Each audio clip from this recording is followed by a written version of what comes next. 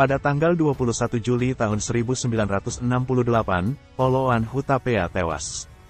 Mayat salah satu dedengkot Partai Komunis Indonesia, PKI, itu ditemukan di tebing bebatuan kawasan Gunung Asem, Panggung Rejo, Blitar Selatan, Jawa Timur. Kondisinya mengenaskan. Kepalanya terluka parah akibat timpukan batu. Oloan Hutapea adalah salah satu pimpinan Komite Sentral, CC, PKI yang diburu. Pasca meletusnya peristiwa tanggal 30 September tahun 1965, ia berhasil lolos dari operasi pembersihan. Dari ibu kota menyelinap ke wilayah Blitar Selatan. Bersama pimpinan partai yang selamat, Oloan berupaya merekatkan kembali kekuatan partai. Hasil rapat Politbiro CC PKI April tahun 1967, Oloan Hutapea ditunjuk sebagai Ketua Departemen Organisasi. Sementara Ketua Politbiro PKI Gaya Baru Blitar Selatan dipegang Ruslan Wijajasatra. Posisinya menggantikan DN Aidit. Sebelum G30 SPKI meledak, Ruslan merupakan anggota CC PKI yang merangkap PB Ketua Daerah Jatim tahun 1951. Rewang yang juga berada di Blitar Selatan didapuk sebagai Ketua Departemen Agitasi dan Propaganda sekaligus anggota Pleno CC PKI.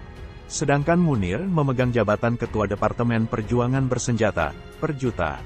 Sebelum peristiwa G30 SPKI, laki-laki kelahiran Sumeneb Madura itu bertugas di Politbiro CC PKI Jakarta. Ia juga sebagai Ketua Dinas Sopsi.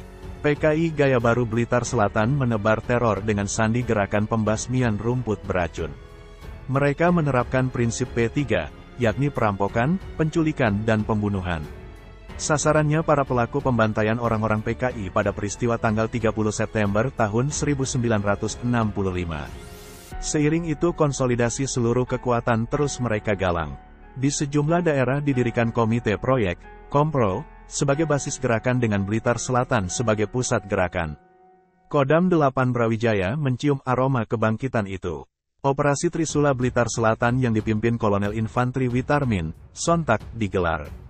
Jalan apapun yang ditempuh oleh gerombolan PKI tidak akan menolong dari kehancurannya, kata Kolonel Infantri Witarmin dalam buku Operasi Trisula Kodam 8, Brawijaya. Secara keseluruhan, kegiatan PKI di Blitar Selatan digerakkan 3 kelompok. Politbiro Sentral Komite PKI, Komite Daerah Besar, Provinsi Jatim, dan Komite Proyek, Kompro. Dipilihnya Blitar Selatan menurut Maijen Subijakto karena daerah tersebut tempat terisolasi. Sejak zaman Belanda, Blitar Selatan yang alamnya tandus, dikenal sebagai sarang Bromo Corah.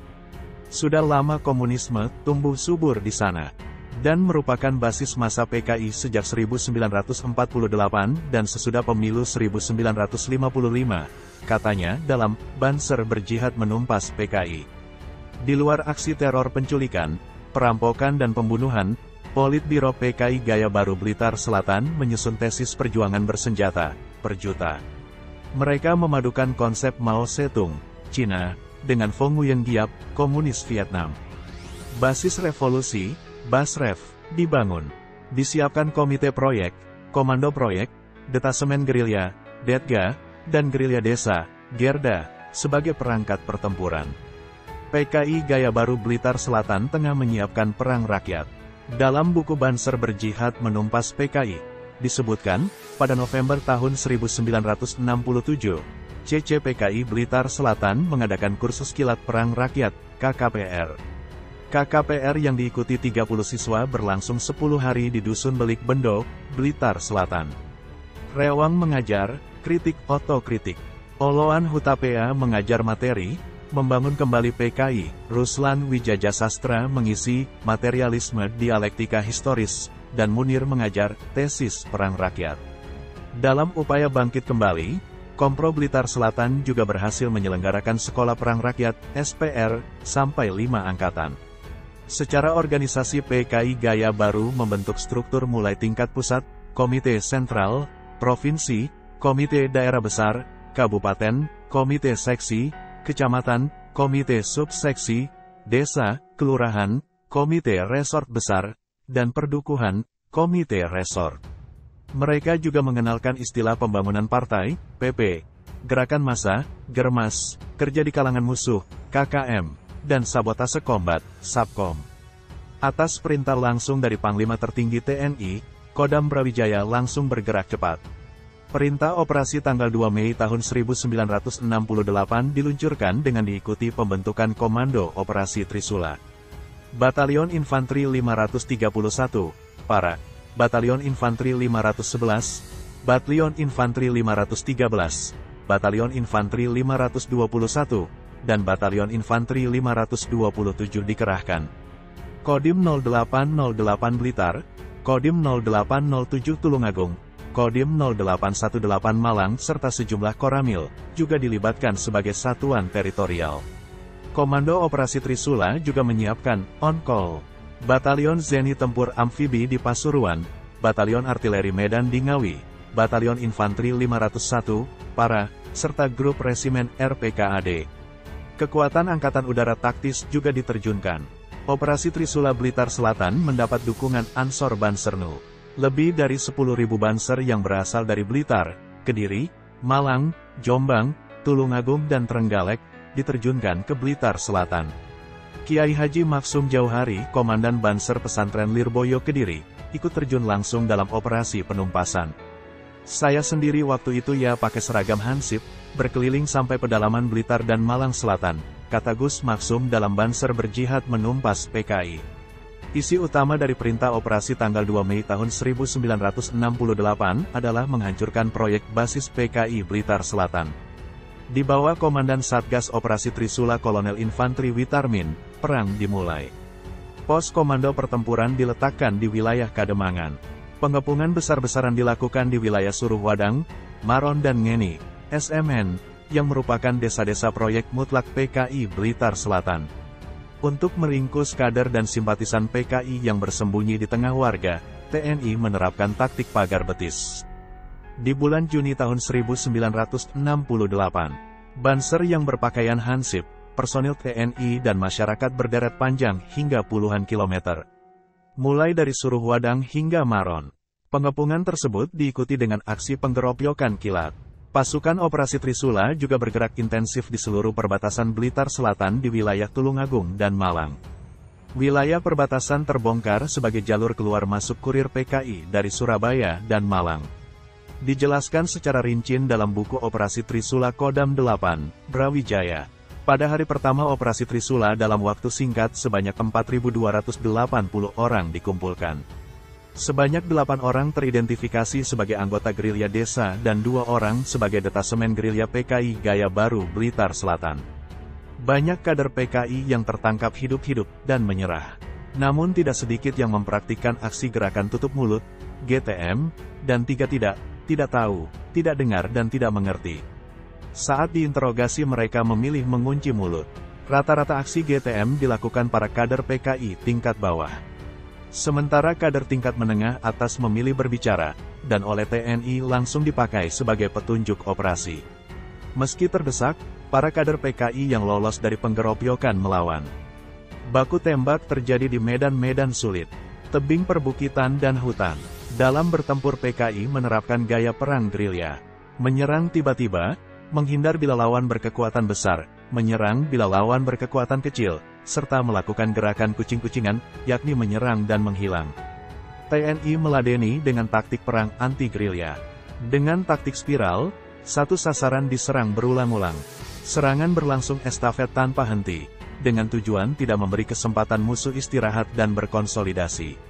Sejumlah rumah bawah, yakni lubang-lubang di pinggir sungai yang menjadi tempat persembunyian orang-orang PKI, dihancurkan. Dengan gerakan intelijen di kawasan yang dikuasai PKI, TNI melancarkan operasi ayam alas dengan taktik ublek telur, aduk telur. Sesuai namanya ublek telur, penyisiran dilakukan berulang dan terus-menerus.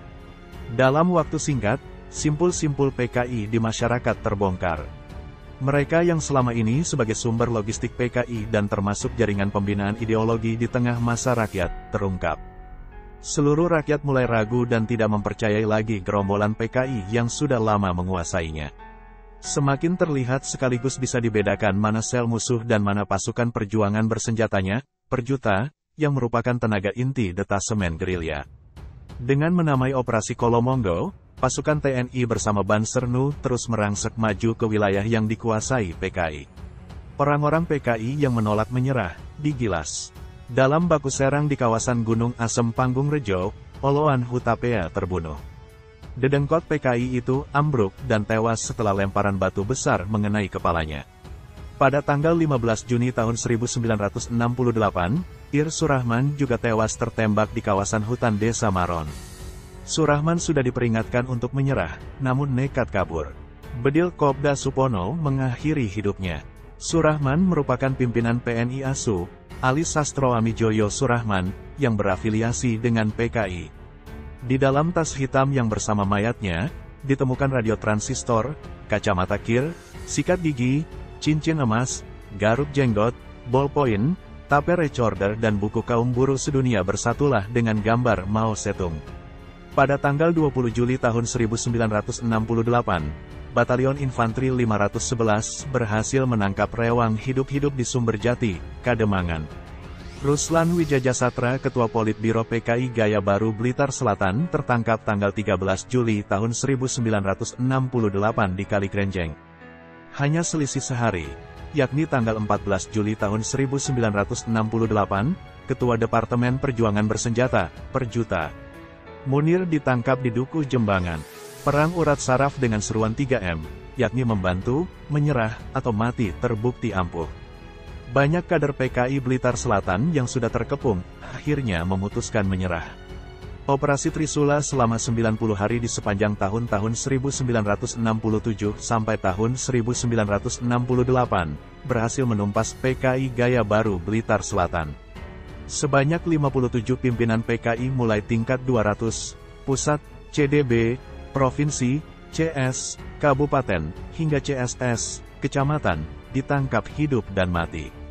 Operasi yang dipimpin Kolonel Witarmin berhasil menyita 43 pucuk senjata api dengan berbagai jenis, 20 peralatan senjata api, termasuk radio dan mesin ketik, serta 135 perkakas lainnya. Untuk mencegah terulangnya peristiwa kebangkitan PKI di Blitar Selatan, TNI menempatkan anggotanya sebagai caretaker di pemerintahan mulai tingkat kecamatan hingga desa. Jelas bahwa akibat kegiatan PKI telah banyak menimbulkan kerugian dan korban di kalangan rakyat, yang sebenarnya tidak mengerti dan hanya dipengaruhi untuk membantu gerombolan PKI, kata Kolonel If Witarmin dalam Operasi Trisula Kodam 8, Brawijaya.